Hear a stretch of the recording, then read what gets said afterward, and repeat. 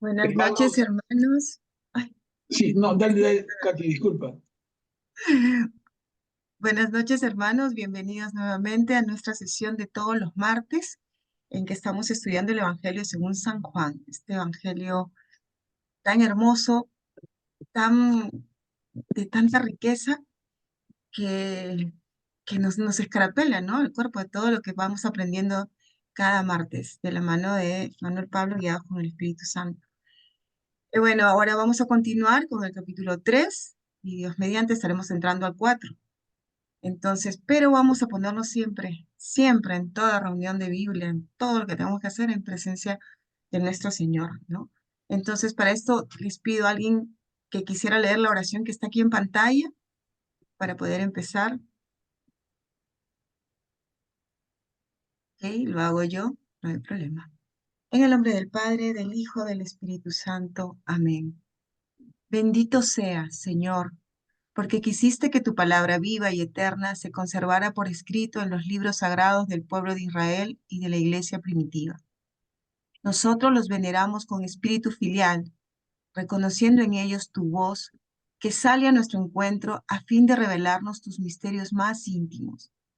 Gracias a tu palabra, permanentemente actual y de inagotable riqueza, te conocemos a ti, el único Dios verdadero. Que el Espíritu nos enseñe a interpretar correctamente tu palabra y que haga brotar de nuestro corazón el deseo de meditarla, abriendo nuestra alma para alabarte, darte gracias, implorarte y pedirte perdón. Amén. En el nombre del Padre, del Hijo, del Espíritu Santo. Amén. Gracias, hermanitos. Adelante, Manuel Pablo, empezamos. Gracias, Katia. Buenas noches, hermanos. Y como adelantó Katia, vamos a continuar con el estudio del Evangelio según Juan, que nos trae muchas sorpresas. No por nada es reconocido en la Iglesia desde hace siglos como el Evangelio espiritual, ¿no? Esto es, les recuerdo, porque tiene como un doble plano de lectura. Uno es leerlo a la letra y nos va diciendo cosas, diríamos, como siempre se hace y como es la práctica en la Lección Divina. ¿Qué quiere decir el autor? En este caso, ¿qué quiere decir Juan? Entonces, nos quiere decir algo en un nivel más terrenal, pero luego, si damos un poquito levantamos las alas como el águila y vemos desde arriba, desde otra perspectiva, y encontramos otra lectura. Y sucede a cada rato con Juan, a cada rato. Lo vimos con la boda, el episodio de la boda en Caná, que causó propició bastantes intervenciones y algún tipo de polémica, incluso podríamos decir, pero muy todo positivo, ¿no? Entonces vamos a seguirlo viendo. Leímos ya la semana pasada el encuentro de Jesús con Nicodemo, que lo voy a buscar de noche, un detalle, ¿no? De noche, ¿por qué no? ¿Por qué menciona que de noche? Ya lo comentamos, porque en la noche lo que caminan son sombras y Nicodemo no quería ser reconocido. Entonces Nicodemo es alguien que conoce al Señor, que lo sigue, pero lo sigue de noche. Lo sigue sin que los demás se den cuenta. Y en ese diálogo vemos lo que estaba como primera perícopa del capítulo 3. ¿Quién no nace del agua y del espíritu? ¿No? Ahora vamos a comenzar nuestra reunión con la segunda perícopa del capítulo 3. Es necesario que Él crezca y yo disminuya. Si reconocemos estas son palabras de Juan el Bautista. Son palabras de Juan el Bautista que adelanto se van a repetir al final del Evangelio. Juan el Bautista dice, es necesario que Él crezca, que Jesús crezca y yo disminuya. Y luego al final del Evangelio vamos a tener el mismo mensaje. Jesús diciéndonos es necesario que el Espíritu crezca y yo disminuya. O sea, es como una carrera de postas. Qué interesante la mirada, miren, ¿no? Entonces, Juan el Bautista le entrega la posta a Jesús y Jesús va a tener una fuerte carrera y luego va a darle la posta al Espíritu Santo. Entonces, cuando Jesús muere en la cruz, expira, deja su espíritu. En fin, adelantando, pero para darle toda la fuerza que tienen estas palabras, que les digo, ninguna está por gusto, ¿no? Entonces, vamos entrándole Aquí nos quedamos y lo había marcado. Juan 3, versículo 22 hasta el final. Es necesario que Él crezca y que yo disminuya. Manuel Pablo, ¿puedo hacerte una pregunta antes de entrar a la continuación de este capítulo de la clase Claro, anterior? claro, Es en la parte de Nicodemo, en el encuentro. Hay una parte aquí en la Biblia, no es mi Biblia porque también la pusiste ahí, cuando Jesús le dice a Nicodemo que es necesario volver a nacer, ¿no? Y luego él le dice, le respondió Nicodemo, ¿cómo puede suceder esto? Jesús le respondió, tú eres maestro de Israel y no entiendes estas cosas. Te lo aseguro, eso es lo que quiero preguntar. Nosotros hablamos de lo que sabemos y damos testimonio de lo que hemos visto, pero ustedes no aceptan nuestro testimonio. Cuando habla de nosotros, está de lo que hemos visto y damos testimonio de esto, ¿él está hablando de quién, de él y sus discípulos o por qué habla en no, plural? claro, claro. Excelente punto, Katia, excelente y oportunidad para aclarar para todos. Él está hablando de que nosotros, Él y Dios y su Padre, ¿no? Ah, Él y su Padre, o sea, nosotros, la Trinidad, nosotros sabemos lo que ustedes no saben. Tú, maestro de Israel, tú, hombre de Dios, no sabes lo que te traigo, ¿no? Y lo que nos trae es novedad, porque no es que Nicodemo fuera un judío mal preparado, para nada, ¿no? Es un judío bien preparado y es un judío de buen corazón. Y aún así su entendimiento no da. No da para el mensaje que Jesús trae. Es necesario bautizarse, ¿no? En agua y en espíritu. Es necesario volver a nacer. o sea, aquí Jesús ya está hablando prácticamente de la Santísima Trinidad. Nosotros Sí, sí, claro. creemos y te digo, no lo aceptan, ¿no? Y luego ya después él dice, y si no creen, cuando les hablo de las cosas de la tierra, ah, pues claro, ahí ya tiene sentido. Eso era lo que Sí, me decía. por eso, buen punto Gracias, mencionaste. Manuel. Sí, no, y es bueno, Katia, que todos estén en esa actitud y que todos estemos moscas, porque de verdad que el texto de Juan es especialísimo.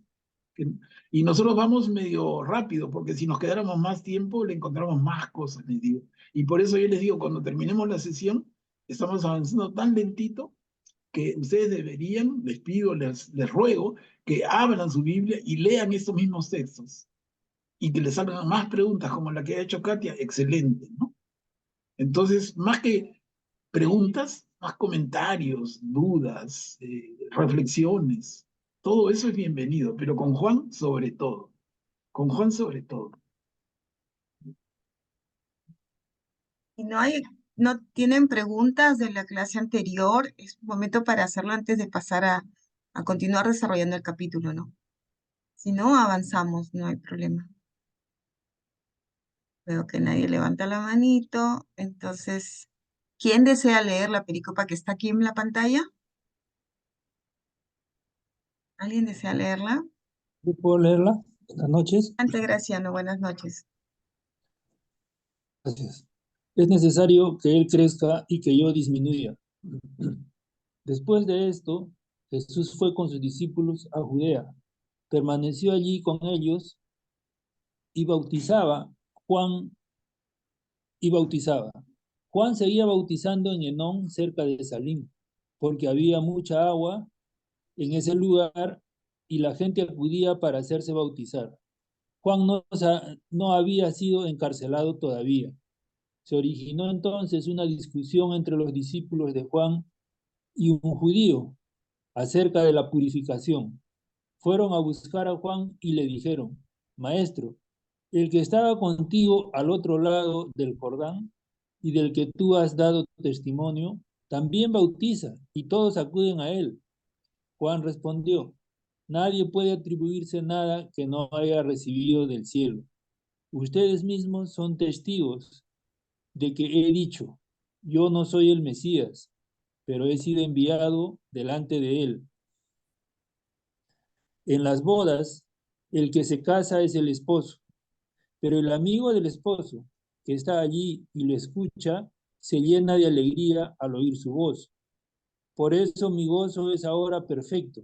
Es necesario que él crezca y que yo disminuya. Claro, gracias, bien, Graciano.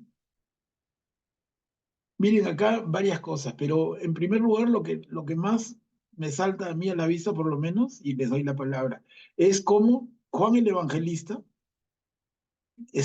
tiene esta necesidad tan grande de volver a referirse al Bautista. Y el Bautista reitera algo que Juan ya dijo, pero que como que lo subraya, como lo pone en negrita, en letra grande. Son medios que nosotros tenemos con nuestras computadoras actuales muy fácilmente, pero en la época en que Juan escribe, no había manera de poner como Juan subrayaba, ponía en letras más oscuras, en letras más grandes, y no había forma, y con las transcripciones, los copistas, no había forma. Entonces, la forma en que ellos tienen de decirnos algo es importante es repetirlo. Y acá Juan, el evangelista, repite que el bautista sigue hablando de que Jesús es a quien esperan. Jesús es al que esperábamos. Yo estoy dando testimonio de él. Ustedes son testigos que yo dije, yo no soy el Mesías. He sido enviado delante de él. ¿No? Esa necesidad del bautista, y más que del bautista, de Juan el evangelista, de repetir en su evangelio la posición de Juan el Bautista. El Bautista sigue diciéndonos, ¿no? Yo no soy el Mesías. ¿Quién es el Mesías? Jesús. Y la razón es, como ya les adelanté y estoy como que repito como por quinta vez, la razón es que en el momento que Juan escribe, que está más o menos alrededor del año 100, más o menos 70 años después de la pasión y resurrección de Jesús, 70 años después, hay personas que siguen a Juan el Bautista. Yo lo repito porque cuesta creerlo, ¿no? Tú dices, en ese momento, o las personas o son judíos o ya se convirtieron en seguidores de Jesús, pero hay otro grupo. Hay el grupo que no son ni judíos, eh, de judíos, digamos, eh, rituales, ni tampoco seguidores de Jesús. Hay un grupo de seguidores de Juan el Bautista. Juan el Bautista ha muerto antes que Jesús. ¿Se acuerdan que Herodes le mandó cortar la cabeza? Y todavía han pasado 70 años después de la resurrección de Jesús y el evangelio, el evangelista, el autor del evangelio, Juan, está advirtiendo, está notando, está viendo que hay gente que sigue al Bautista. Y lo que les está llamando a gritos es, oigan, señores, a quien hay que seguir es a Jesús. Disculpen que lo repita y lo repita, pero es que el Evangelio nos lleva a eso. Esta perícopa es clara en ese sentido. Pero les doy la palabra a Katy, a ver si es que alguien quisiera intervenir y aclarar más. A ver, hermanitos. Tengo una pregunta, Manuel. O Claro. bueno, ya, Graciano. Graciano, adelante, Graciano. Gracias, pero adelante tú más bien, que ya estabas con la pregunta lista. Gracias. Una pregunta, Manuel Pablo. Acá cuando dice, se originó una discusión y dice, fueron a buscar a Juan y le dijeron, maestro, el que estaba contigo al otro lado del Jordán y del que tú has dado testimonio, también bautiza y todos acuden a él. Que tú has dado testimonio, está hablando de Jesús. No, de Juan. O sea, Juan el Bautista ha dado testimonio de Jesús, pues. Por eso, pues, y dice, también bautiza y todos acuden a él. Claro, es que ya los discípulos de Jesús bautizaban. Ah, está hablando de un discípulo. Claro, o sea, Eso me ha llamado la no, atención. mira, Juan el Bautista Ujú, bautiza. Bautiza sí. en un lado del río Jordán, que nos dice ahí, Ujú, bautiza en Enón, cerca de Salim, porque había mucha agua en ese lugar. Entonces, Juan el Bautista sigue haciendo su labor de bautizar. En claro. su manera, en su forma de hablar, es el último profeta del Antiguo Testamento. Pero lo que Ujú, le dicen es, oye, ese otro del que tú has dado testimonio, se refieren a Jesús, ese ujú. también bautiza y bautiza más que tú. Por eso, esa es mi pregunta, que ¿Jesús bautizaba? No, Jesús va a aclarar después que no soy yo el que bautiza, sino mis discípulos, ¿no? Ah, ya, ok. Esa era mi... Jesús lo va a aclarar, pero digamos como que lo que le dicen al bautista es que hay uno que bautiza más. Oye, tú eres el capo del bautismo y hay uno que bautiza más, que es Jesús, aquel de quien tú diste testimonio. Pero lo que necesita el evangelista Juan, el evangelista, es seguir reforzando la posición de quién es Jesús y quién es el bautista en relación a Jesús. Y que no puede ser que 70 años después del acontecimiento de la pasión y resurrección de Jesús, no puede ser que todavía haya gente que en vez de seguir a Jesús, siga al bautista. No, lo natural sería que todos los que siguen al bautista, oye, simplemente sigan a Jesús. Si el bautista solamente era uno que se adelantó para dar testimonio, para preparar el camino. Entonces, muerto el bautista, aparecido Jesús, sigamos a Jesús. Está llamando a gritos a esos seguidores del bautista. Oye, acá es donde deben estar. No hagan un grupo diferente. El grupo al que les corresponde pertenecer es el grupo de Jesús, no al grupo del bautista. Si el bautista solamente anunciaba a Jesús, ¿no? No sé si me explico. Sí, sí. Yo lo veo clarito, les digo, pero me encantaría que ustedes lo vean así de claro, porque de verdad que si no, no se entiende qué tanto el evangelista, oye, este evangelio es tan especial, tan brillante, tan eh, espiritual y habla cosas ya repetidas. No, hay un clamor, hay un llamado que es importante situarnos para entenderlo, ¿no? Gracias, Manuel. Adelante, Graciano. Active su micro, por favor. Gracias, buenas noches. Este, los evangelios sinópticos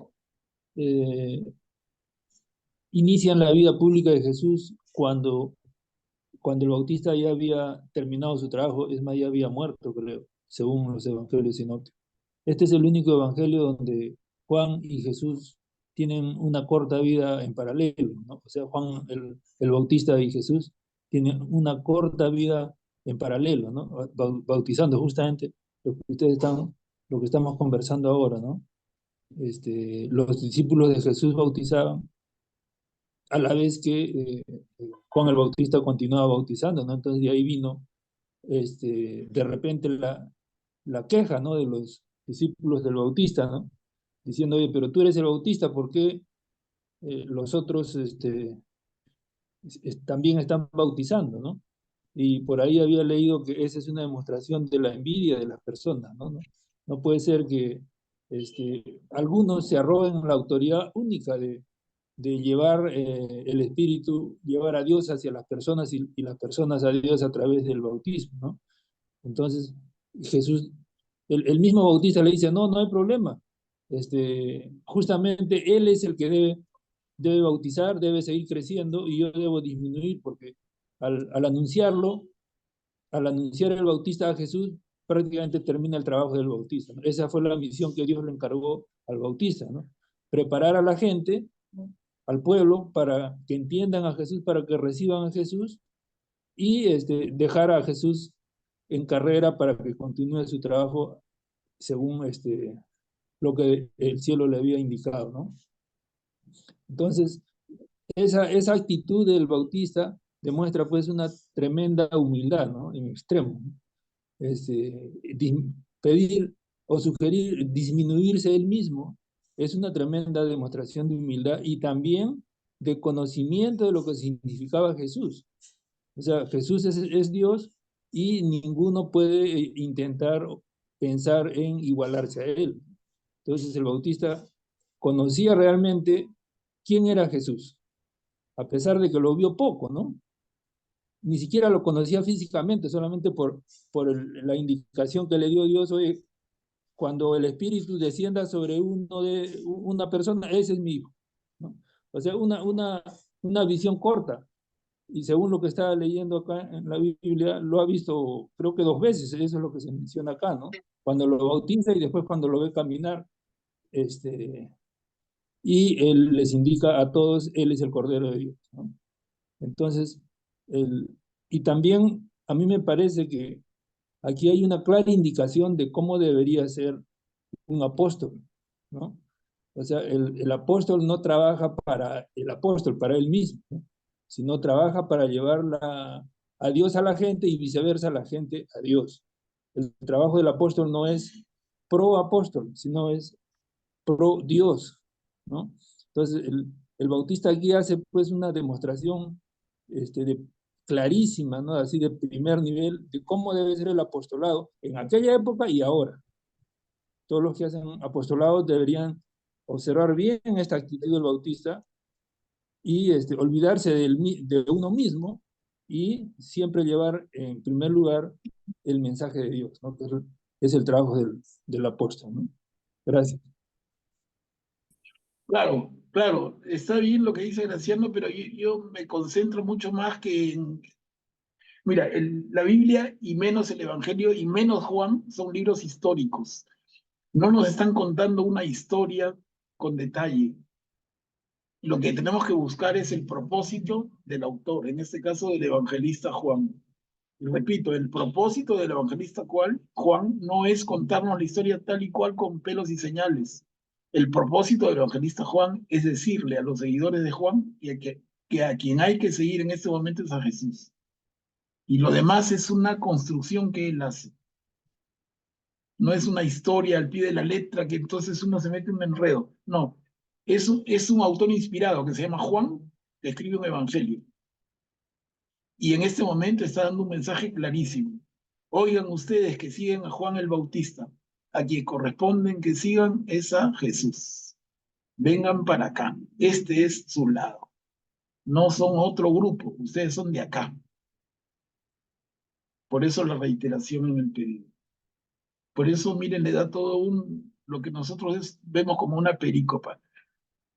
Juan el Bautista diciendo es necesario que él crezca y yo disminuya, ¿no? Es humildad de Juan. Claro. Es humildad, Manuel, pero aquí, no, es humildad si es que lo miras otra vez como historia, pero no es historia. Otra vez les digo, ¿cuál sí, es el sí, sí. propósito del autor? El autor no es Juan el Bautista, el autor es Juan el Evangelista, y el evangelista le está diciendo a los que siguen a Juan que ya murió hace 70 y tantos años, les está diciendo, amigos, aquí es donde deben estar. ¡Hey! Dense cuenta, están en un grupo equivocado. Ustedes no son hinchas del otro equipo, vengan para acá. Acá es donde deben estar. A donde corresponde que estén es al lado de Jesús. Acá deben estar, ¿no? Ya murió Juan, ya murió Jesús. Juan murió martirizado, Jesús murió martirizado, Jesús ha resucitado. Han pasado 70 años. Repito, todavía hay hermanitos que dicen yo soy de Juan el Bautista. Y Juan el Evangelista dice, acá hay un conflicto. Amiguitos, vengan para acá. No corresponden allá. Ustedes son de acá. Son del lado de Jesús. Clarísimo, ¿no? Clarísimo, clarísimo. Es lo que trato de transmitirles. Si lo leen como historia, nos metemos unos enredos, queremos interpretar cosas, le ponemos cosas que de repente no fueron.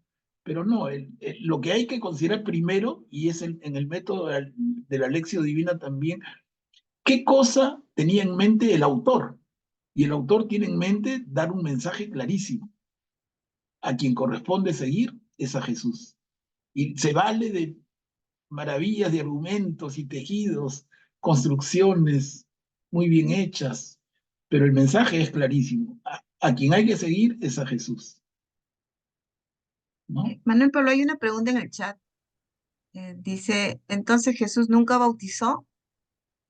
No, ni Lo va a idea. decir, si ustedes leen el Evangelio con atención, y va a decir, Jesús mismo dice, yo bauticé a tal y a cual, pero al resto los han bautizado mis discípulos, ¿no?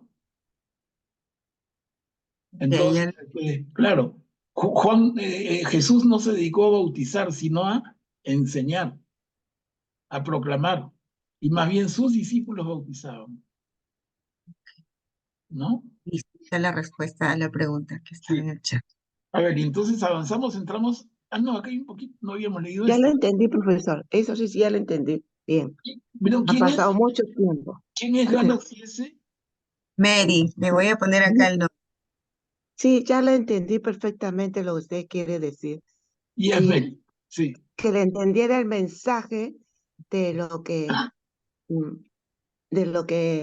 Juan el Bautista siguió el tiempo corto a Jesús. Sí, te entendí.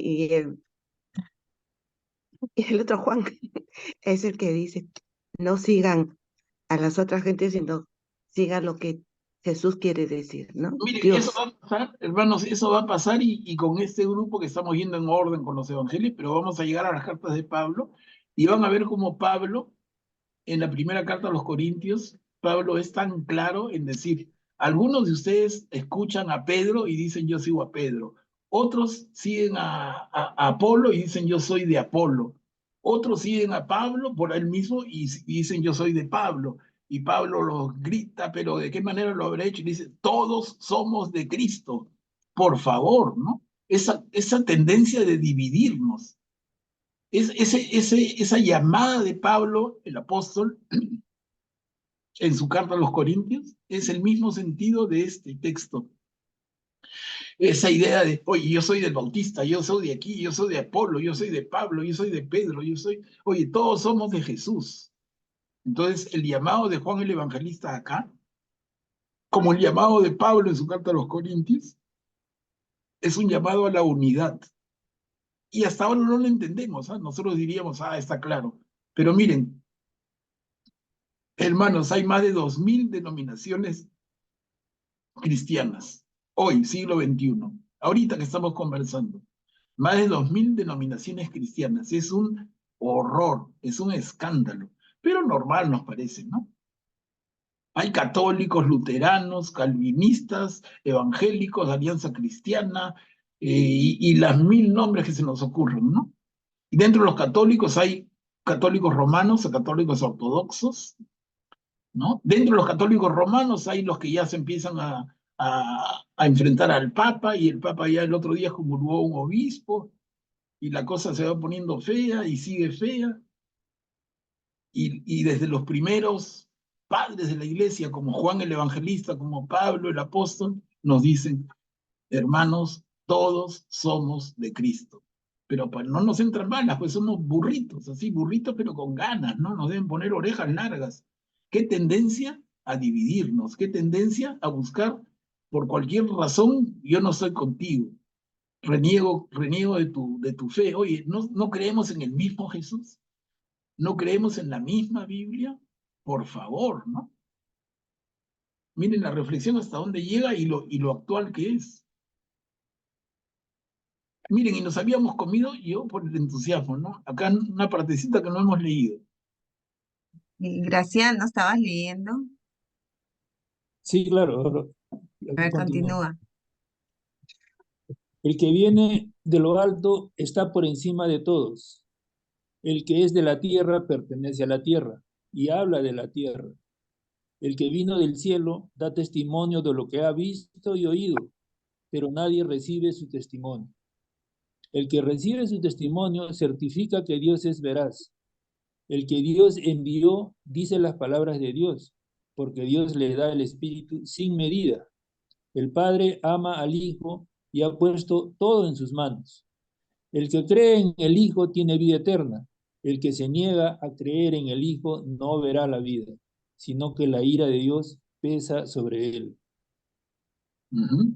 Mire, ahí completa la perícopa, ¿no?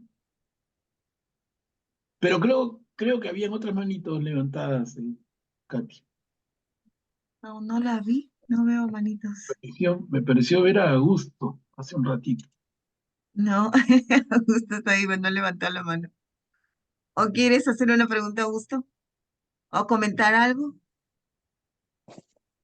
Ya, enciende tu micro. No, no, era sobre una pequeña parte donde habla de la esposa, ¿no? Refiriéndose, como decía, ya me olvidé, eso me pasó. Eh, aquel que tiene la esposa es el esposo, Ah, ¿no? Y habla de, o sea, el, el que va a tenerla la iglesia, porque la esposa es imagen de la iglesia, es el esposo es Cristo, ¿no? A él le corresponde tener a la iglesia, ¿no? Y la iglesia es, y como un matrimonio son un complemento en donde Cristo es la cabeza, la iglesia es el cuerpo de Cristo, mientras que Cristo da, digamos, el espíritu a la iglesia se encargará en el mundo, pues, de tratar de implementar ese reino de Dios, ¿no? Del que él habla, ¿no? Entonces ese complemento, esa unión que antes tenía Yahvé con Israel. También era la misma situación que se presenta en el Antiguo Testamento, ¿no? Israel es la esposa y Yahvé era el esposo. Aquí se nos presenta de nuevo como Jesús, el esposo, y la esposa es la iglesia. Y Juan se presenta a él como aquel que organiza, ¿no? El amigo del esposo que organiza, está organizando todo para la boda, ¿no? Ese es su papel, ¿no? Él se está poniendo en su lugar, digamos. Claro, qué lindo lo que nos hace ver a Augusto, ¿no? En las bodas, el que se casa es el esposo. ¿Y quién es Juan el Bautista? Es el amigo del esposo, pero el Ujú. esposo es Jesús.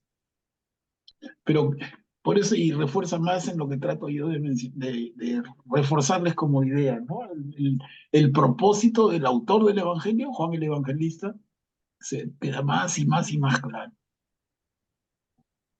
O sea, uno dice la humildad de Juan el Bautista, no es necesario que él crezca y yo disminuya, qué humilde. Pero más que eso, porque eso es tomarlo muy al pie de la letra, más es, repito, el propósito del que escribe este evangelio, que es Juan el Evangelista, que nos dice, oye, no sean burros, ya dejen de mirar a Juan el Bautista con todo el cariño, respeto, admiración, pero a quien corresponde seguir es a Jesús.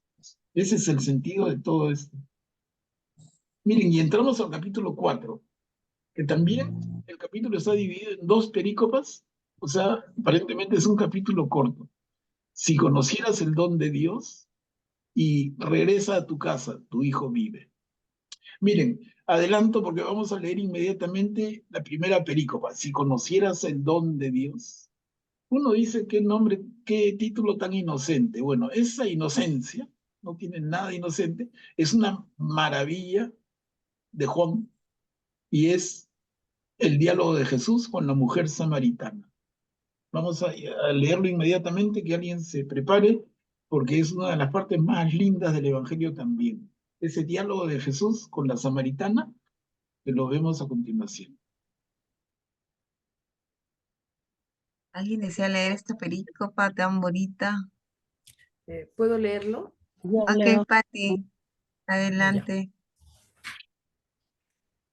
Si conocieras el don de Dios. Cuando Jesús se enteró de que los fariseos habían oído decir que él tenía más discípulos y bautizaba más que Juan, en realidad él no bautizaba, sino sus discípulos. Dejó la Judea y volvió a Galilea. Para eso tenía que atravesar Samaria. Llegó a una ciudad de Samaria llamada Sicar, cerca de las tierras que Jacob había dado a su hijo José. Ahí se encuentra el pozo de Jacob. Jesús, fatigado del camino, se había sentado junto al pozo. Era la hora del mediodía.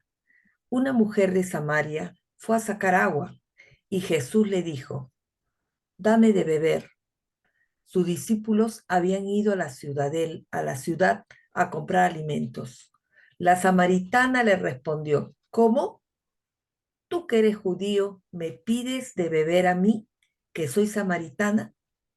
Los judíos, en efecto, no se trataban con los samaritanos. Jesús le respondió, si conocieras el don de Dios y quién es el que te dice, dame de beber, tú misma se lo hubieras pedido y él te habría dado agua viva. Mira, Pati, vamos a seguir leyendo contigo, porque la perícopa es más larga, pero vamos comentando hasta aquí, ¿no? La primera parte nos hace ver lo que Katia comentó hace un ratito. Cuando Jesús se enteró de que los fariseos habían oído decir que él tenía más discípulos y bautizaba más que Juan, y añade el autor, en realidad Jesús no bautizaba sino sus discípulos, ¿no? Un poco estamos leyendo la respuesta a la inquietud que mencionó Katia, que es de inquietud de varios. Entonces, Jesús ve esto y como que está causando alboroto. Entonces, deja Judea y vuelve a Galilea. Y dice, para eso tenía que atravesar Samaria. Aquí menciono yo solamente una referencia geográfica. Por favor, nadie se pierda. La geografía no es tan difícil y en la tierra de Israel, que es una tierra pequeña, no es como el Perú, que el Perú tampoco es tan grande, pero es mucho más complicado. Aquí hablamos de un país con tres regiones, miren, tres regiones, el sur, el centro y el norte, Facilísimo, ¿sí o no? Sur, centro y norte. Judea tiene como capital Jerusalén. Judea es el sur. Y dice, dejó el sur para volver a Galilea. Galilea es el norte. Para ir de sur a norte pasa por el centro. Pero sencillo y lógico. Entonces, ¿cuál es el centro? Samaria. ¿Se dan cuenta el movimiento? Ahora, cuando ellos, los viajantes, querían ir de Galilea a Judea, o de Judea a Galilea, y no querían pasar por Samaria, dense cuenta, si Samaria está en el medio, la única forma es evitándolo yendo por los costados. Entonces, por un costado, tú tenías que ir por la tierra de los filisteos. Un poco amigable, ¿no? ¿Cuál es la tierra de los filisteos? Si tú vas de Judea a Galilea yendo por la orilla del mar Mediterráneo, que sería tierra filistea, tierra poco menos que segura, ¿no? Entonces la otra es bordear el río Jordán. Es el otro borde para evitar Samaria. Y vas bordeando el río Jordán. Pero ese camino te hace abrir bastante. En vez de ir en línea recta, nos enseñaban en el colegio, el camino más corto entre dos puntos es la línea recta. La línea recta pasa por Samaria. Si tú quieres evitarla, tienes que abrirte, bordear el río Jordán y luego entrar a Galilea. Entonces parece ser que aquí Jesús va por la línea recta, entre comillas. Va de Judea a Galilea, no tiene ningún problema de atravesar Samaria. Cosa que, repito, no era lo usual. Lo usual era tomarse un día más o 2 días más de camino, pero evitar Samaria, evitar el medio, ¿no? Vas por el costado, lo vas bordeando, lo vas ladeando. Hasta ahí lo que hemos leído. Entonces dice, Jesús llega a una ciudad de Samaria llamada Sicar. Y nos hace una referencia al superantiguo testamento, cerca de las tierras que Jacob había dado a su hijo José. Uf, eso sí nos lleva al libro del Génesis, ¿no? Jacob, el nieto de Abraham. Y ahí se encuentra el pozo de Jacob. Imaginemos la escena, ¿no? Es una zona, no es desierto, pero es bien árido y en un momento de calor fuerte, ¿no? Jesús se encuentra con el pozo de Jacob, está fatigado, es mediodía, el sol está brillando arriba de la cabeza, entonces se sienta en el filo del pozo y ve acercarse a una mujer que va a sacar agua y le pide dame de beber. Entonces, mire, imaginemos la escena, es una forma linda de vivir esto. Imaginemos la escena, ¿no? Jesús sentado en el borde del pozo y le pide a una mujer que se acerca a sacar agua, le pide dame de beber. ¿Y por qué está Jesús solo? Porque sus discípulos, dice, han ido a una ciudad cercana a comprar alimentos. Entonces la samaritana le responde a Jesús, ¿cómo tú, que eres judío, me pides de beber a mí, que soy samaritana? Y acá añade el autor, que es Juan el Evangelista, y dice, lo marco, dice, los judíos en efecto no se trataban con los samaritanos. Ahí quiero detenerme un ratito nomás porque ya lo hemos explicado 1000 veces, ¿no? Pero les hago recordar. ¿Cuál es ese problema entre judíos y samaritanos? Y además un problema que llega al punto de decir no se trataban, o sea, en términos nuestros, oye, no se llevan, se tienen bronca. Los samaritanos y los judíos, o al revés, los judíos y los samaritanos se llevan bronca. Es como cuando hablamos en el norte, los chotanos y los cutervinos, ¿no?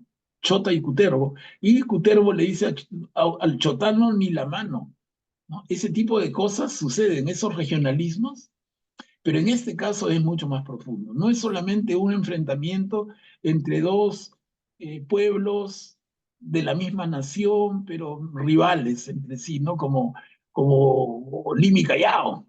Cuando hablamos a nivel de delincuencia, ¿no? Los presos de Lima, los presos del Callao, enfrentamientos. Acá no es una cosa que llega solamente a regionalismos, es mucho más profunda y tiene que ver ya con todo un tema de Antiguo Testamento. Porque originalmente samaritanos y judíos, ojo, ambos y los galileos también, todos son israelitas. Ese es el primer punto. O sea, cuando hablamos del pueblo de Israel, el pueblo de Israel comprende a galileos, samaritanos y judíos. Entonces, siendo del pueblo de Israel, ¿por qué hay rivalidad? Siendo del pueblo de Israel, ¿por qué es que unos no se tratan con otros? Parece que son palabras, y les digo, es bueno conocerlo, me parece importante, no detenernos mucho rato, pero parece importante. Ya lo hemos hablado. ¿Cuál es el origen de esa rivalidad entre samaritanos y judíos? Entre judíos y samaritanos. El tema comienza con la división del gran reino de Israel, de David y Salomón. Cuando muere Salomón, el hijo Roboam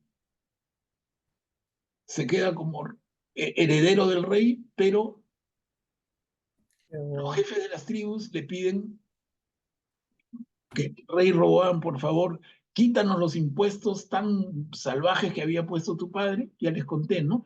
Y Roboam dice, no se los quito, incluso se los voy a aumentar. Ah, ya le dijeron, y el resultado de eso fue una ruptura. Y entonces 10 de las 12 tribus de Israel se quitaron, dijeron, nosotros no te reconocemos como rey, se fueron por su lado. Entonces, de las 12 tribus que formaban el reino de Israel, 10 se fueron por su lado y 2 se quedaron con el rey heredero de Salomón. Los 2 que se quedaron son las tribus de Judá y de Benjamín. Y las 10 que se fueron, todas las demás, se fueron y formaron el reino del norte. Ese es el origen del problema. Pero no digamos, es un origen más, no tan directo, porque ¿qué sucede? A partir de que hay un reino del norte y un reino del sur separados, el reino del norte Israel y el reino del sur, Judá, el reino del norte es invadido por los asirios, el reino del sur resiste porque hace una alianza con los egipcios, ya todo eso les conté con detalle. Entonces, ¿qué va a pasar? Que el reino del norte que cae, que tiene como capital Samaria, es invadido por los asirios, el gran imperio de la época, y los asirios originan una deportación de población, las llevan a Nínive, la capital de Asiria, y entonces quedan muy pocas personas de origen israelita en Samaria, y hay mucho ejército asirio que viene a Samaria. Lo que se produce al final es un mestizaje, en todo el sentido, y miren, en el Perú somos expertos en comprender lo que es mestizaje, ¿no? Eso mismo pasa allí. Entonces hay un pueblo israelita samaritano que recibe un montón de migración, sobre todo militar, a Siria, y se hace una mezcolanza de la patada. Una mezcolanza de sangre, de raza, de cultura y de religión. Finalmente, entonces, ese es el origen de la, entre comillas, rivalidad entre samaritanos y judíos. Judíos, reino del sur, samaritanos, el reino del norte, invadido por los asirios. Ahí empieza.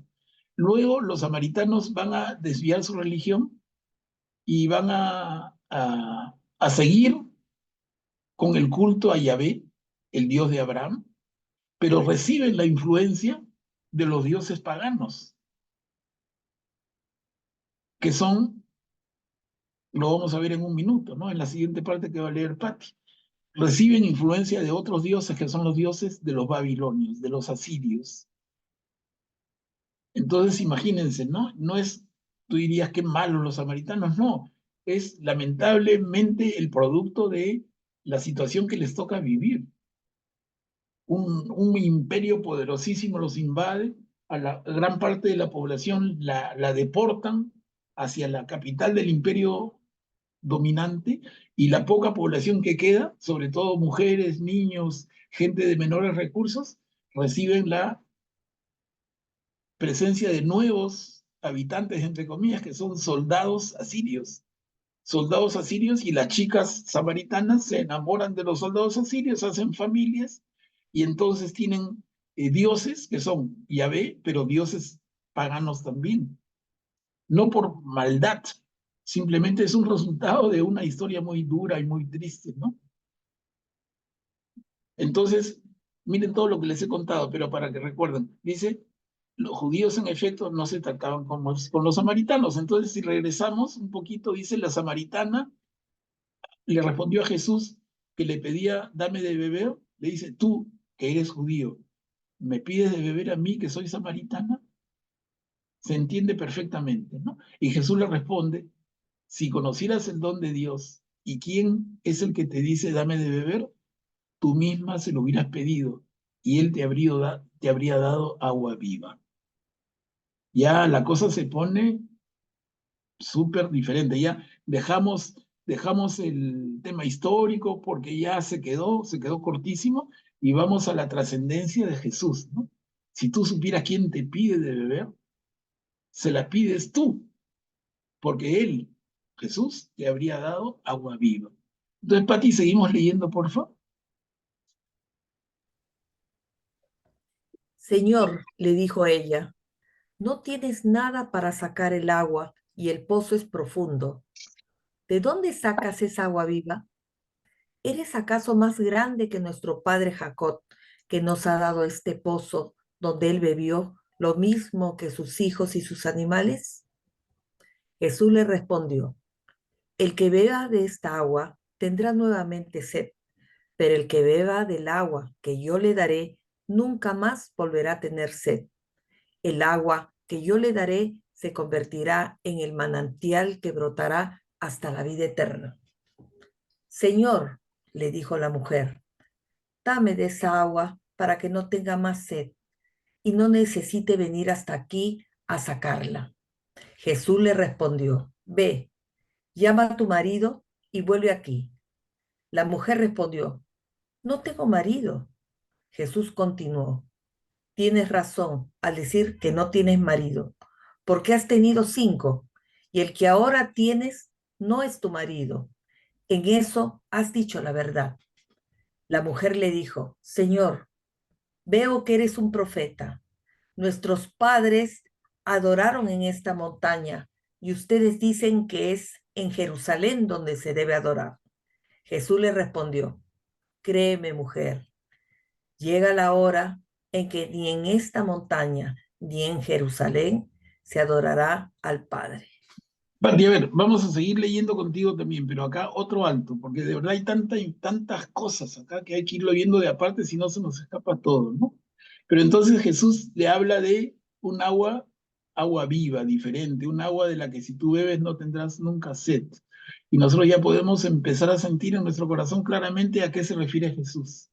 Quizás las palabras nos faltan, pero lo entendemos y nos produce un gozo enorme, ¿no? Esa agua viva que Jesús proporciona, ese manantial interminable, inagotable. Y la mujer le dice, oye, ¿existe esa agua? Dámela para no tener que venir más a este pozo. Y acá se produce otra vez un diálogo chiquito dentro del gran encuentro, cuando Jesús le dice, ve, llama a tu marido y vuelve aquí. Y la mujer responde, no tengo marido. Jesús continuó, tienes razón al decir que no tienes marido, porque has tenido 5, y el que ahora tienes no es tu marido. En eso has dicho la verdad. Miren, hermanos, aquí otra vez Juan,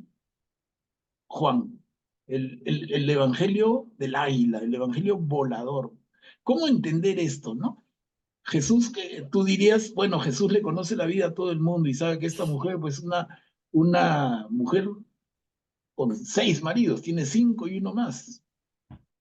Jesús conoce la vida de todos y a esta mujer sin preguntarle, tienes razón que no tienes marido porque has tenido 5 y ahora tienes uno que no es tu marido.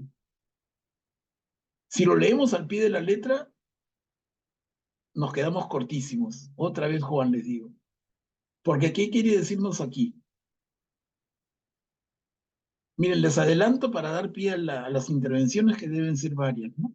Pero lo que Jesús le está diciendo a la mujer samaritana, que ojo, la mujer samaritana en este texto, en esta perícopa, no es simplemente una mujer.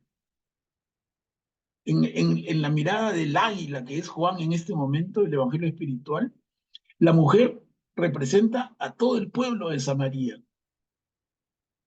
¿no? Entonces, la mujer que se acerca al pozo a sacar agua representa a todo el pueblo de Samaria. Y este diálogo lo está teniendo Jesús con Samaria, con el pueblo de Samaria. Y al pueblo de Samaria le dice, tienes razón al decirme que no tienes marido, porque has tenido 5 maridos. Tú dices, a ver, ¿cómo es que un pueblo tiene 5 maridos? Claro, en el sentido espiritual, el pueblo de Samaria ha tenido 5 maridos, porque ha tenido 5 dioses, que justamente cuando estudiamos la cultura del dios pagano de Babilonia, de Asiria, es el dios Baal. Se escribe B grande, A-A-L, Baal. Entonces, Baal son 5 Baales.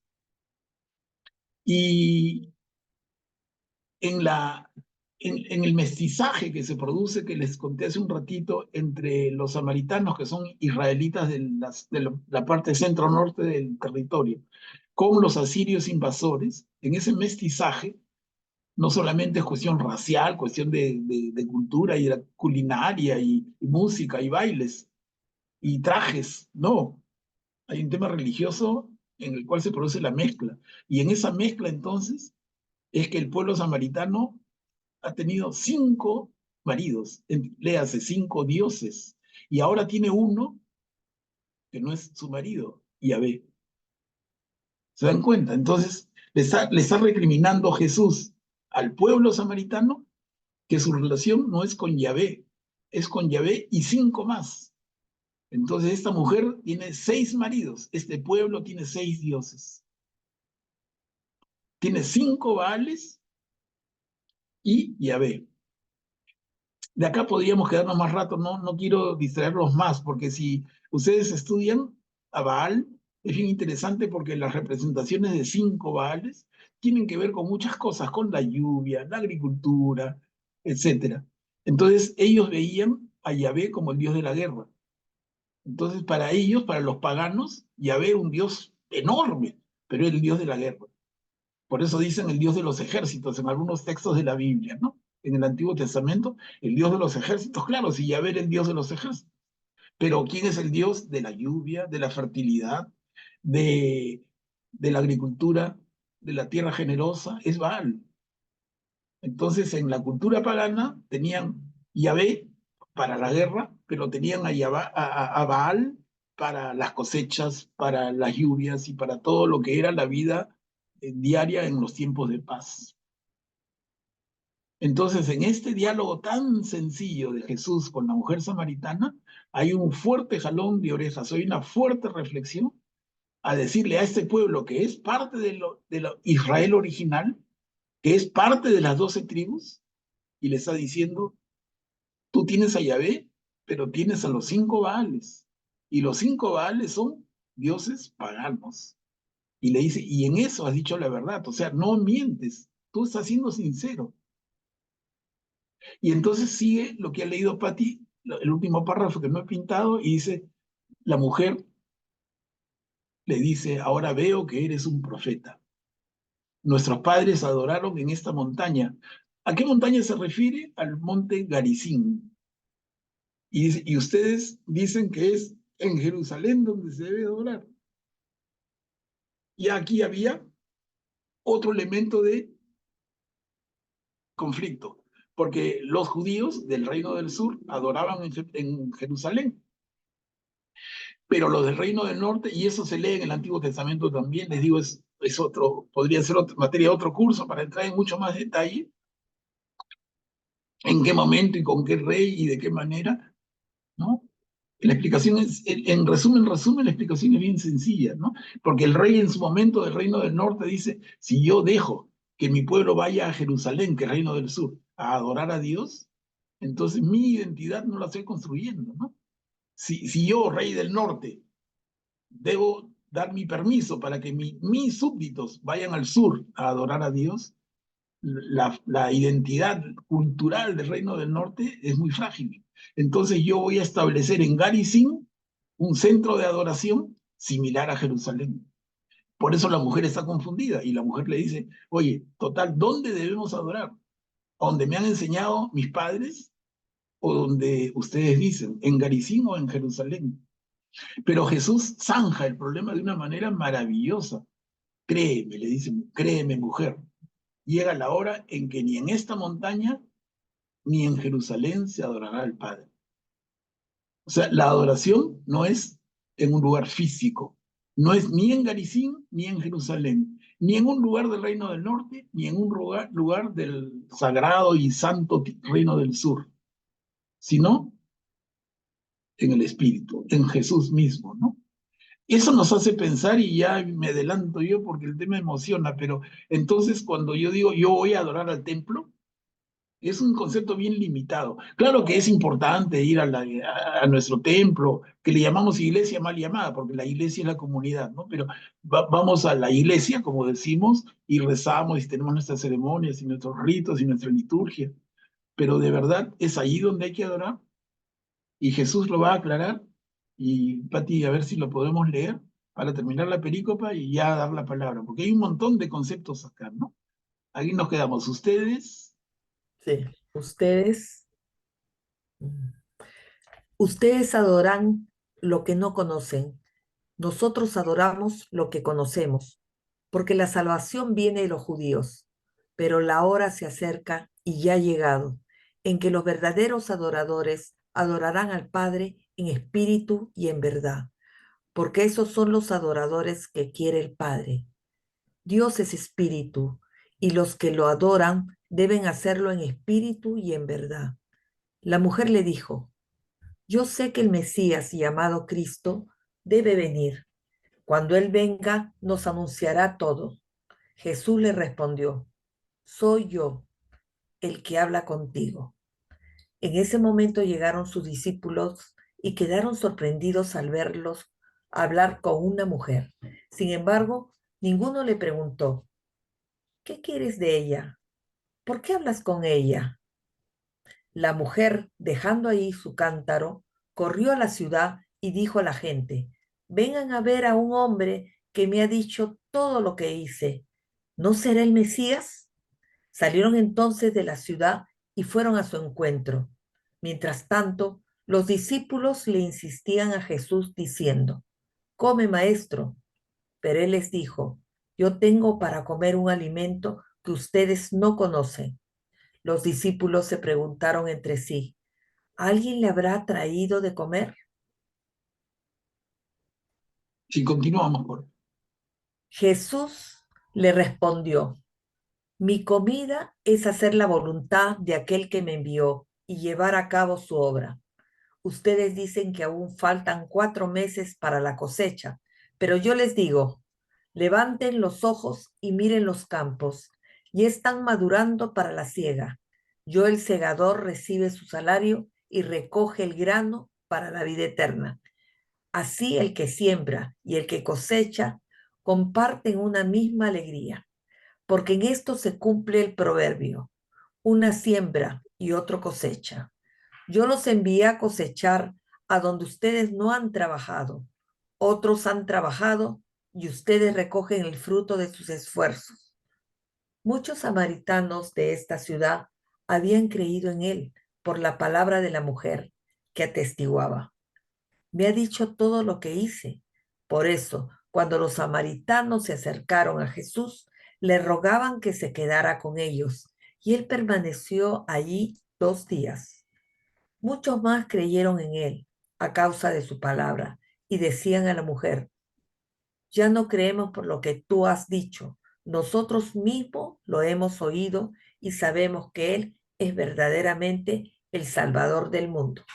Gracias, Pati. Acá termina la larga perícopa en relación con el encuentro de Jesús con la mujer samaritana.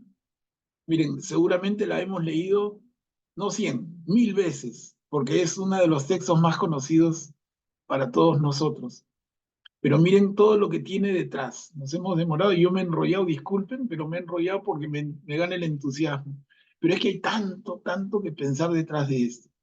Hay tanto que comentar, hay tanto que leer entre líneas, hay tanto que entender de la intención del evangelista Juan, de qué cosa nos transmite, ¿no? Finalmente es un encuentro. Jesús regresa, recordemos para ubicarnos, Jesús regresa de Judea del sur a Galilea, su tierra en el norte, y pasa por el centro del territorio que es Samaria. Y lo agarra el mediodía, el calorazo le quema la cabeza, se sienta al lado del pozo. Sus discípulos lo han dejado para ir a traer alimento, han ido a la ciudad más cercana, al pueblo más cercano, y en ese momento solo se acerca una mujer a sacar agua y Jesús le pide de beber. Y inocentemente se genera todo un diálogo, que es el que hemos estudiado, ¿no? Dame agua, si supieras quién te pide, le pedirías tú más bien, y la mujer, tú, si tú no tienes con qué sacar agua. El pozo es profundo y tú no tienes con qué sacarlo. Y Jesús le dice, y si supieras el agua que yo te puedo dar, es un agua que te quita la sed para siempre. Y la mujer le dice, entonces, esta agua dámela, esta agua la quiero. Y le dice, ok, anda y trae a tu marido. Y le busca la boca, ¿no? Tan brillante Jesús en su manejo del diálogo, ¿no? Entonces, la verdad que no tengo un marido. Claro, le dice Jesús, dice la verdad, has tenido 5 y ahora tienes uno que no es tu marido. Uno dice, qué cosa, ¿no? Jesús se sabe la vida de todas las mujeres, los pecados. Es mucho más que eso. Le está llamando la atención a un pueblo como el samaritano, de origen israelita, de origen de las 12 tribus de Israel, también es parte de las 12 tribus, y le dice, tú estás con los Baales y con Yahvé a la vez. Y esa es un poco la infidelidad que es parte del reclamo del Señor siempre a través del Antiguo Testamento. Su pueblo, a quien el Señor había comprometido para que sean fieles a Él y solamente a Él, se encuentra adorando a otros dioses, ¿no? Es la infidelidad de la cual reclaman los profetas enviados por Dios en el Antiguo Testamento. Ustedes son infieles, pueblo infiel, merecen el castigo del Señor. Un castigo no destructivo, un castigo para corregirlos. Y no entienden, y no entienden, y no entienden, ¿no? ¿Cómo tengo que hablarles? Les mando profeta tras profeta y ustedes no los entienden. Y Jesús viene y le dice, claro, tienes 5 maridos y uno con el que vives ahora no es tu marido, se refiere a lo mismo. Estamos. Por eso la pertinencia de esta perícopa en el Evangelio según Juan no es una cosa disparatada, distinta. Está hablando del mismo problema, de un pueblo infiel, de un pueblo que no tiene un solo Dios. El Dios de Israel es el Dios Yahvé, pero estos tienen a 5 más, que son los dioses que recibieron importaron, entre comillas, de la influencia siria, babilónica. Estamos. Bueno, disculpen el tremendo rollo, pero creo que era bueno para situarnos en el texto. Y Katia, te doy la palabra para que la administres. A ver, seguramente habrán varios que quieran intervenir en esta densa perícopa. Claro, pueden levantar las manos para, para ver si es larga, pero estamos rumiando todavía. Gracias. No, adelante, por favor. Gracias.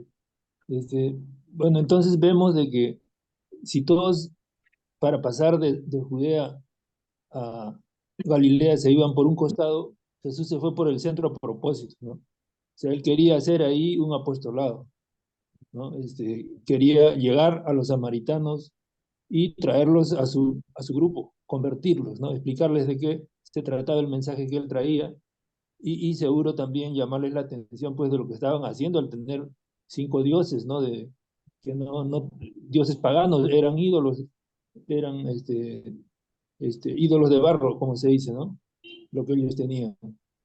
Entonces, ese viaje peligroso, como nos explica Manuel Pablo, que entrar entre judíos y samaritanos no se veían y por lo tanto era un poco peligroso atravesar su territorio, Jesús lo hizo con este propósito, ¿no? De evangelizar, ¿no? A Samaria. Y también a mí me parece que es una demostración de la enseñanza que existe en las parábolas de la oveja perdida, la moneda perdida, donde nos enseñan de que todos somos importantes, ¿no? En este caso, los samaritanos eran considerados pecadores, pero Jesús viene por todos, ¿no? Hasta la última, hasta el último ser, hasta el último humano es importante para Dios, ¿no? Muchas veces los fariseos le decían, oye, pero ¿por qué hablas con pecadores, no? Y Jesús decía, no todos son bienvenidos, no todos deben ser curados y deben tener la oportunidad de salvarse, ¿no? Y en este caso la misma mujer como que le llama la atención, pero si tú eres un judío, ¿cómo tú me vas a pedir algo a mí? Diciéndole, no, no nos podemos ver, ¿cómo tú no me pides un favor a mí? Entonces, él, Jesús sabe bien qué trabajo tiene que hacer, ¿no? Y aún con los samaritanos tiene que salvarlos también porque estaban en pecado en realidad, ¿no? Entonces, como dice Manuel Pablo, bueno, aquí hay un montón de enseñanza, es bien grande esta perícopa, y la verdad que yo le voy a dedicar tiempo para leerla de a poquitos después, porque hay bastante que aprender, gracias. Sí. Y Manuel Pablo, acá también se ve que Jesús le revela, ¿no? O sea, yo soy el Mesías y no es a una judía. O sea, mejor dicho, es a esta mujer, ¿no? Que pecadora, pues porque se considera pecadora, ¿no? Y a él se le revela, ¿no? Y a ella, perdón. Qué lindo, Katia, lo que mencionas otra vez, qué pertinente. Miren, hablando de la mujer, miren, es difícil juntar todo, pero acá justamente está en esta vista, ahí marco, miren, la mujer dejando ahí su cántaro, corrió a la ciudad y dijo a la gente, vengan a ver a un hombre que me ha dicho todo lo que hice, ¿no será el Mesías? Miren este detalle, ¿no? De verdad que estamos en una maravilla de evangelio. No quiero ser exagerado, pero de verdad es maravilloso. La mujer, Juan, si hubiera evitado palabras que son tan caras en un texto escrito en papiros, y por eso la mujer corrió a la ciudad y dijo a la gente, no, la mujer, dejando ahí su cántaro, corrió a la ciudad. Y ocupa palabras que son cada una, valen su peso en oro. ¿Están por gusto? La mujer deja su patrimonio, deja su activo, deja lo más valioso para ir corriendo a la ciudad. ¿Para hacer qué, hermanos? Para dar testimonio. Miren esa maravilla, apuntando y reforzando lo que dice Katia. El primer testimonio de Jesús lo dio Juan el Bautista, hemos podido ver, ¿no? Él es el Cordero de Dios, síganlo. Y el segundo testimonio lo da uno de los que lo siguen después que Jesús pasa por la orilla del lago, ¿no? ¿Qué buscan? Y le preguntan, Señor, ¿dónde vives? Uno de los hermanos, Andrés, va y le dice a su hermano, oye, he conocido a alguien que es el Mesías. Y a quién lleva nada menos que a Pedro. Entonces Andrés da testimonio. Y aquí, esta mujer samaritana deja su cántaro, deja sus joyas, como si te dejas tu carro con las llaves puestas, dejas lo que tienes, tu propiedad. ¿Para qué? Para ir a dar testimonio. Qué importante, miren, otra riqueza de este texto tan increíble. La mujer samaritana corre a la ciudad a dar testimonio. Y el testimonio es tan valioso que la gente como que la escucha, a pesar de que a la mujer no se le consideraba mucho, pero es tan fuerte su testimonio que hace que la gente vaya a verlo y le dicen, por aquí leemos que le dicen, oye, ya no creemos por ti. Le dicen a la mujer, y acá lo marco, ya no creemos por lo que tú nos has dicho. Nosotros mismos lo hemos oído y sabemos que Él es verdaderamente el Salvador del mundo. ¿Quiénes como pueblo reconocen a Jesús como Salvador? ¿Los judíos? No, los samaritanos primero. Miren esto, es tremendo, hermanos, es tremendo. O sea, lo reconoce individualmente el Bautista. Lo reconoce individualmente Andrés, que llama a su hermano Pedro. Pero acá, colectivamente, lo reconocen primero los samaritanos, los apestados, los confundidos, los que tienen 6 dioses, y más 5 Baales, ¿no? Ellos dicen, ya no creemos, mujer, por lo que tú nos has dicho. Nosotros mismos lo hemos oído y sabemos que Él es verdaderamente el Salvador del mundo.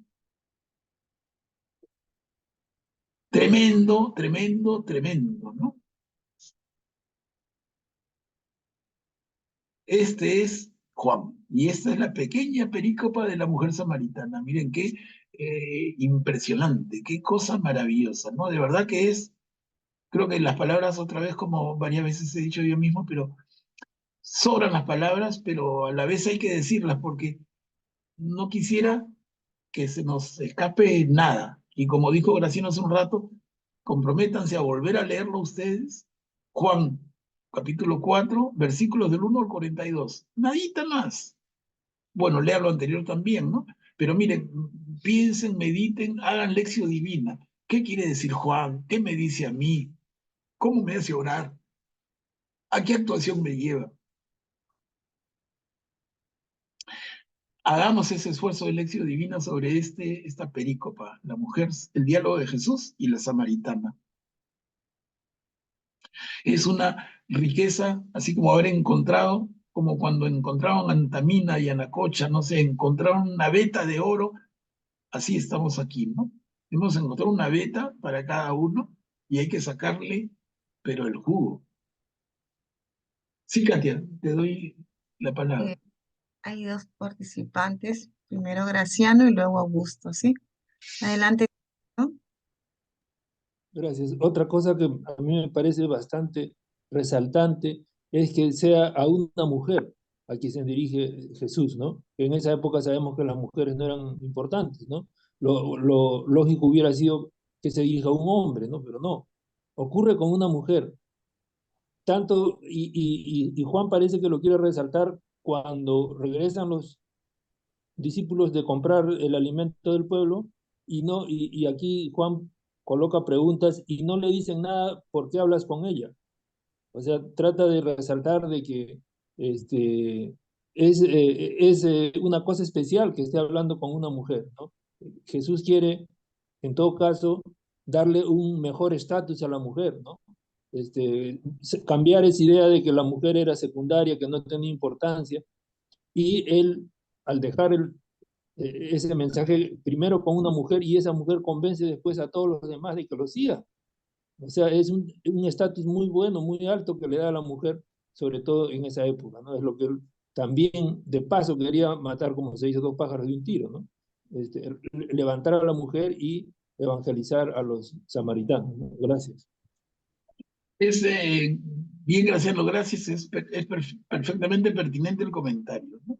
Porque Jesús podía haberse valido de una figura masculina, pero lo hace con una mujer, con una figura femenina menospreciada en aquella época. Y ella es la que va de testigo, ella es la que va a dar testimonio.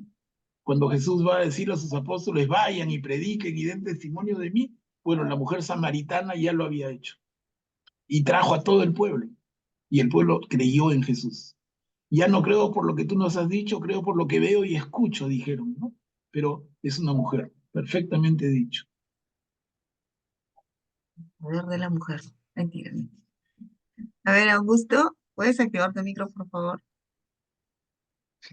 Tiene mucho que ver con lo que Jesús comenta en otro evangelio, que es, te alabo, oh Padre, Señor del cielo y de la tierra, porque has escondido estas cosas de los sabios y entendidos y se las has revelado a los niños. Sí, Padre, porque así te agradó. Es decir, los niños, en este caso, niños en la fe, eran los samaritanos, ¿no? Tenían un concepto muy básico de la idea del Dios verdadero. Y sin embargo, a pesar de este concepto básico, a pesar de su niñez en la fe, aceptaron más rápido el evangelio que aquellos que se supone que estaban muy preparados, que se supone que seguían a Dios desde mucho tiempo, pero que habían ya construido, digamos, ciertos parámetros humanos y no se habían ceñido básicamente a la voluntad de Dios, sino a lo que ellos habían interpretado, ¿no? Y se habían regido por sus conceptos y prácticamente estaban idealizando una imagen de Dios que tenía que ver mucho también con su propia inteligencia y lo que ellos habían construido. Y aquí nos muestra la importancia, pues, de ser humildes eh, en el aceptar, ¿no? La fe, ¿no? Cómo Dios se muestra a aquellos que que tienen la humildad necesaria para bajarse y tener como esa inocencia espiritual para aceptar a Dios. Bien, Augusto, me parece también muy pertinente tu comentario, ¿no? Cómo esto es tan cierto en esa época y hoy, ¿no? Cuando la persona tiene mucha preparación, entre comillas, es muy racional, muy docto.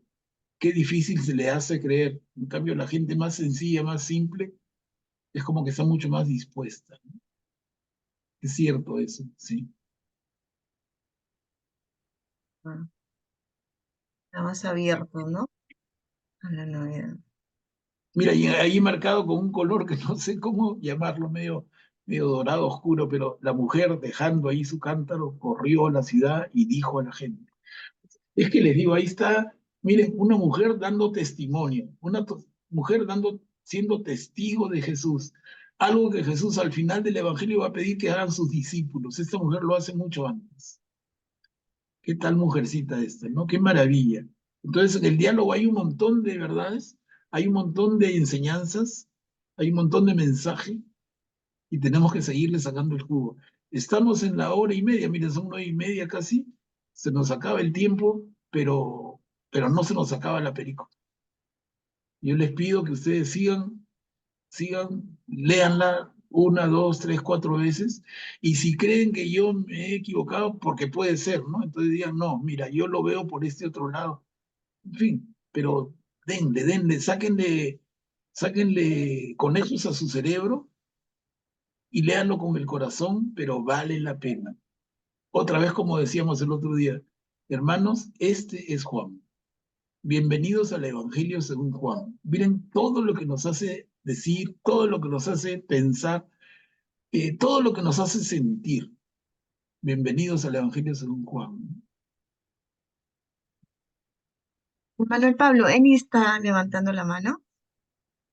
Sí, También estaba pensando que esa mujercita tenía era una mujer que tenía varias parejas, que había tenido varias parejas. O sea, y le han creído a ella, a pesar se nota que ha tenido una vida más, o ha tenido varios esposos, y para aquella época era difícil, ¿no? Y eso es lo que me hace pensar. claro, eso es una lectura más literal, ¿no? Pero en la lectura más de lo que pretende el evangelista, es decirnos, esa mujer es el pueblo, y el pueblo ha tenido más que varios maridos, ha tenido varios dioses, ¿no? Esa relación de fidelidad entre mujer y marido, en este caso, oye, ¿qué mujer fiel eres tú? ¿6 maridos? ¿No? Pero entonces no se refiere literalmente a la mujer con 6 maridos, 5 que tuvo y uno que tiene ahora, pero se refiere a la relación del pueblo con Dios. ¿Con Dios o con 6 dioses? Un Dios con mayúsculas y 5 con minúsculas, que son los Ya lo Baales. entendí. Gracias. Lo entendí, gracias. Sí, sí, Adelante, Eni, puedes activar tu micro, por favor. Buenas noches. Qué lindo es esta pericopa. Es muy impresionante y más interesante y entendemos con con más entusiasmo, cariño, amor, el inmenso amor y misericordia que tiene Jesús con nosotros. Y la samaritana, yo entiendo que ha sido también una de las, está haciendo acá el papel de evangelizadora, ¿no? Corriendo, dejando su cántaro, corre a evangelizar, así como ahora que muchos católicos tenemos la obligación de evangelizar a los hermanos separados y traerlos hacia la iglesia de Cristo. Bueno, eso es lo que estoy entendiendo. sí. Ahí, cuidado, sí, Eni, no te contradigo, pero digo cuidado, ¿no? Porque los hermanos separados son de Cristo también. Cuidado, ¿no? No están pensando en el Dios árbol o en el Dios piedra. Los hermanos separados son cristianos como nosotros, o sea, tampoco no nos equivoquemos. Yo creo que la primera, y es una idea personal, pero la primera labor de evangelización que nos corresponde a nosotros es con nuestros círculos más cercanos, en tu casa, con tus hijos, si tienes nietos, con tus nietos, pero continuo, con cuidado. No vaya a ser que por precipitarse los alejen más que acercarnos a Jesús. ¿no? Hablarles de Jesús, pero sobre todo que ellos vean en ti y en cada uno de nosotros, vean el actuar de Jesús. Creo que la mejor evangelización es el testimonio de vida. Cada uno con su vida que dé testimonio de esto, ¿no? Que la gente se pregunte, como hemos comentado antes en otras oportunidades, que la gente se pregunte, oye, ¿por qué Eni es así? Porque es cristiana. Pucha, qué lindo, ¿no? ¿Por qué es así? Porque sigue a Jesús. Ese es el mejor testimonio. Ahora, si encima de eso pones una Biblia por una mesita para que el que sea aburrido abra la Biblia y le mencionas algo, mira, lee tal versículo. Mira, en este momento de tu vida tienes esta dificultad, lee esta cosita, de a pocos, con cuidado, con prudencia, sin escandalizar, sin que se te corran, sin que se te aburren. No voy a hacer como el cuento que les hice la vez pasada, ¿no? De un muchacho que es mi paciente en psicoterapia, pero que me contaba, su mamá es muy católica, y el domingo, después de un almuerzo muy rico que preparó, lo sentó al marido y a los 3 hijos en la sala, ella parada, les metió un rollo, le metió un rollo de su fe en Jesús, que fue horrible para ellos. Entonces yo digo, qué pena, ¿no? Qué pena, en su entusiasmo seguramente alguien de su comunidad de iglesia le dijo, oye, tienes que evangelizar, y ella dijo, empiezo por casa. Entonces sentó al marido de los 3 hijos, que son ya grandes, ¿no? 2 en universidad y uno terminando colegio, entonces ya no son chiquitos. Y lo sentó y le metió un rollo que no sabían, ni el marido ni los hijos no sabían cómo callarla. La veían a la mamá tan entusiasta, pero ¿cómo callamos a esta señora? ¿Cómo que se calle? Ya me tiene aburrido, tengo que salir, tengo que hacer cosas. Quiero irme a dormir, quiero hacer lo que quiera, pero no me friegue, ¿no? Entonces, eh, tenemos que pedir al Espíritu Santo que nos ayude para tener prudencia. ¿En qué momento? Lo que llaman en psicología el timing, ¿no? O sea, el tiempo adecuado y en la medida adecuada. O sea, ¿cómo hablar de Jesús? ¿Cómo hablar de Dios? De una manera que no harte, que no aburra, que no ahuyente, que no espante. Porque cuidado, que la intención nuestra puede ser acercar a nuestra familia a Jesús y podemos terminar empujándolos más lejos.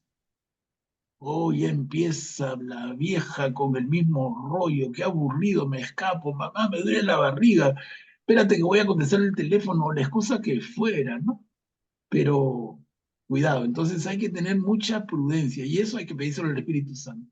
Señor, pon tus palabras en mi boca en el momento justo y en la extensión adecuada, no rollo largo. O sea, nosotros acá, bueno, aprovechamos y nos vamos por la libre, pero de verdad que con un grupo diferente hay que tener mucha prudencia, ¿no?